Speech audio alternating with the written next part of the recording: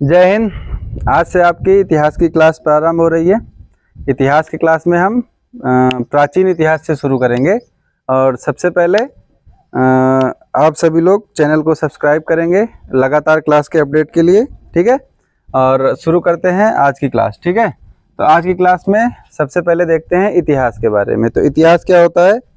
तो इतिहास होता है इति मतलब क्या होता है? समाप्त, ठीक है। जो चीज़ क्या है, समाप्त हो चुकी है, वो इतिहास है। मतलब जो चीज़ बीत गई है, ठीक है। जो बीत गया है वो क्या होता है? इतिहास होता है, ठीक है। तो जो समय बीत गया है, जो आपका भूतकाल हो गया है, वो क्या है? इतिहास है। हम उसका अध्ययन करेंगे, ठीक है। तो सबसे पहले इतिहास का जनक किसे माना जाता है? तो इतिहास का जनक माना जाता है हेरोडोटस को, ठीक है। ठीक, और याद करना बहुत आसान है। हा से हिस्ट्री, हा से हेरोडोटस, ठीक है। तो ये कौन थे? ये थे इतिहास के जनक, ठीक।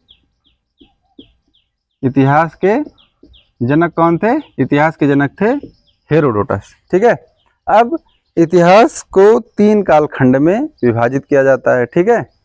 3 कालखंड इसके प्रमुख होते हैं, ठीक। तो पहला होता है प्राक ऐतिहासिक, ठीक।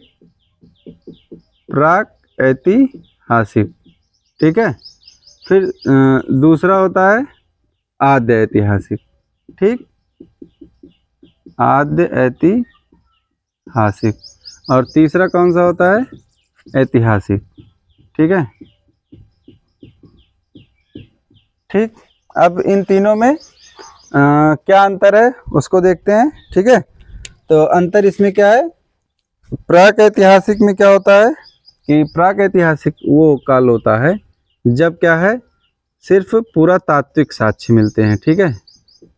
साक्ष्य कौन से मिलेंगे? सिर्फ पुरातात्विक साक्ष्य मिलेंगे। मतलब क्या होता है पुरातात्विक साक्ष्य? मतलब खुदाई में बर्तन मिल गया, शहर मिल गया, सामान मिल गया, लेकिन क्या है कि लिखित साक्ष्य इसके नहीं होंगे, ठीक है। पुरातात्विक साक्ष्य होंगे और क्या होगा, लिखित साक्ष्य जो होते हैं ये आपको नहीं प्राप्त होंगे यहाँ से, ठीक है। लिखित साक्ष्य नहीं मिलेंगे, ठीक है। तो प्रागैतिहासिक कौन सा होता है? जिसमें पुरातात्विक साक्ष्य आपको मिलते हैं, ठीक। पुरातात्विक साक्ष्य में कैसे? जैसे मृदभांड होता है, बर्तन हो गया, उसी को मिट्टी के बर्तन को क्या बोलते हैं? मृदभांड बोलते हैं, ठीक है। और क्या हो गया? सिक्के हो गए, मनका हो गया, ठीक है, मुहर हो गई। ये सब चीज़ें कौन सी हैं? ये सब पुरातात्विक साक्ष्य हैं जो खुदाई में प्राप्त होते हैं, ठीक है। लिखित साक्ष्य कौन से होते हैं? जो जिसका लिखित रूप मिलता है। जैसे पहले क्या था? पहले ताम्रलिपि चलती थी तो उस पर लिखित चीज़ें मिलती थी। और क्या होता है, जैसे कि शिलालेख मिल जाते थे, गुफा लेख मिल जाते थे। उसके बाद फिर सभ्यता जैसे जैसे बढ़ती गई, ये विकास होता चला गया, ठीक है। ये चीज़ें होती हैं, ठीक है। अब आद्य ऐतिहासिक। अब आद्य ऐतिहासिक में पुरातात्विक साक्ष्य तो होगा ही, ठीक है। तो पुरातात्विक साक्ष्य हमको प्राप्त होंगे, ठीक। और क्या होगा? लिखित साक्ष्य भी प्राप्त होंगे, ठीक है। कौन से प्राप्त होंगे? लिखित साक्ष्य, ठीक है। ये प्राप्त तो होगा, ठीक है, लेकिन जो लिखित साक्ष्य है इसको क्या होगा? पढ़ा नहीं जा सकेगा, ठीक है। तो ऐसे समय को क्या बोलेंगे? आद्य ऐतिहासिक काल, ठीक है। फिर इसके बाद आएगा ऐतिहासिक। इसमें क्या होगा? इसमें जो लिखित साक्ष्य होते हैं, ठीक है, लिखित साक्ष्य क्या होंगे? पठन योग्य होंगे, ठीक है। इनको क्या होगा? पढ़ा जा सकता है, ठीक है। आई बात समझ में? तो ये 3 तरह के कालखंड होते हैं इतिहास में, ठीक। अब इसमें देखते हैं कि कौन कौन सा कालखंड कौन से इतिहास में रखा गया है, ठीक है। तो प्राक ऐतिहासिक में हमारा पाषाण काल आता है, ठीक है। पाषाण काल या फिर प्रस्तर युग, ठीक है। पाषाण काल क्या है? पाषाण मतलब होता है पत्थर, ठीक है। और प्रस्तर मतलब भी क्या होता है? पत्थर। पाषाण काल मतलब जब पत्थरों का काल था तो उसको क्या बोलते हैं? पाषाण काल। मतलब मनुष्य क्या था?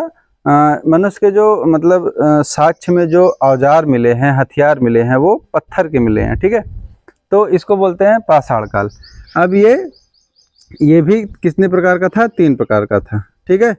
तब इसमें 3 प्रकार कौन कौन से थे, एक था पूरा पाषाण काल, ठीक है, पूरा पाषाण काल, ठीक। दूसरा था मध्य पाषाण काल, ठीक है, पाषाण काल, ठीक। और तीसरा कौन सा था, नवपाषाण काल, ठीक है।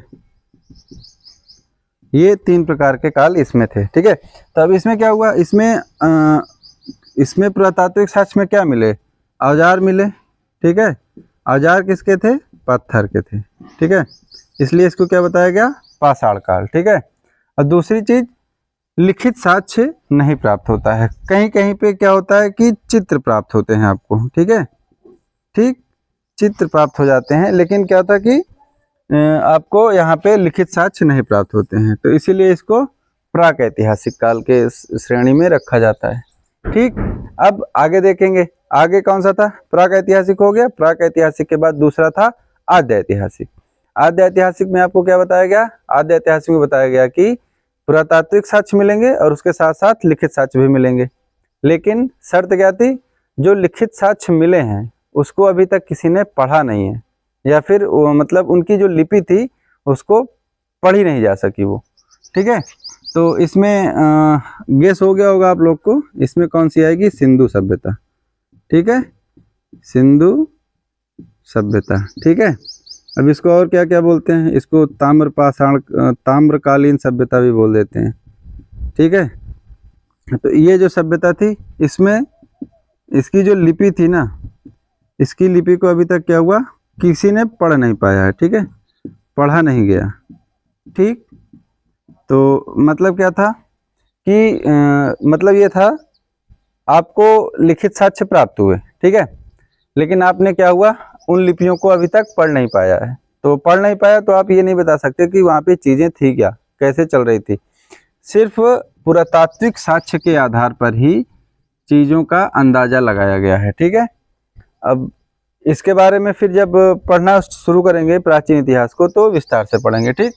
अब इसके बाद आता है ऐतिहासिक। ऐतिहासिक में आपको हर तरह के साक्ष्य मिलेंगे, ठीक है, और जितने भी साक्ष्य मिलेंगे, अब इसमें जब लिखित साक्ष्य आएगा तो लिखित साक्ष्य में आप मतलब उनको पढ़ भी सकते हैं, ठीक है। तो ये कहाँ से आ जाएगा, ये वैदिक सभ्यता से प्रारंभ हो जाएगा, ठीक है। वैदिक सभ्यता में क्या था, वेद लिखे गए, पुराण लिखे गए, टीका हुआ, उपनिषद हुआ, सब लिखे गए, ठीक है। तो वो पठन योग्य हैं, ठीक है, उनको पढ़ा जा सकता है। और वैदिक सभ्यता से लेके आज तक का जो समय है, ठीक है, वो मानव में अब तक जितनी लिपियां जो है वो विकसित हुई हैं, सबको पढ़ा जा सकता है, ठीक है। तो यहाँ से इनके बारे में जानकारी जो है वो प्राप्त हो जाती है, ठीक। तो ये इतिहास का वर्गीकरण था, ठीक है। तो इतिहास को कितने भाग में बांटा गया है, इतिहास को 3 भाग में बांटा गया है, प्राक ऐतिहासिक, आद्य ऐतिहासिक, ऐतिहासिक, ठीक है। प्राक ऐतिहासिक काल कौन सा है, पुरातात्विक साक्ष्य भी होगा, लिखित साक्ष्य नहीं होगा, ठीक है। आद्य ऐतिहासिक कौन सा होगा, पुरातात्विक साक्ष्य होगा और लिखित साक्ष्य भी होगा, लेकिन शर्त क्या है कि लिखित साक्ष्य जो है वो पढ़ा नहीं जा सकता है, ठीक है। फिर आएगा ऐतिहासिक। ऐतिहासिक में क्या होगा, लिखित साक्ष्य होगा और उसको पढ़ा भी जा सकता है। तो आज के इतिहास की क्लास छोटी थी, कल से विस्तार से पढ़ेंगे, कहाँ से, प्राक ऐतिहासिक काल, जिसमें पाषाण काल रहेगा, ठीक है। आज के लिए इतना ही, थैंक यू सो मच।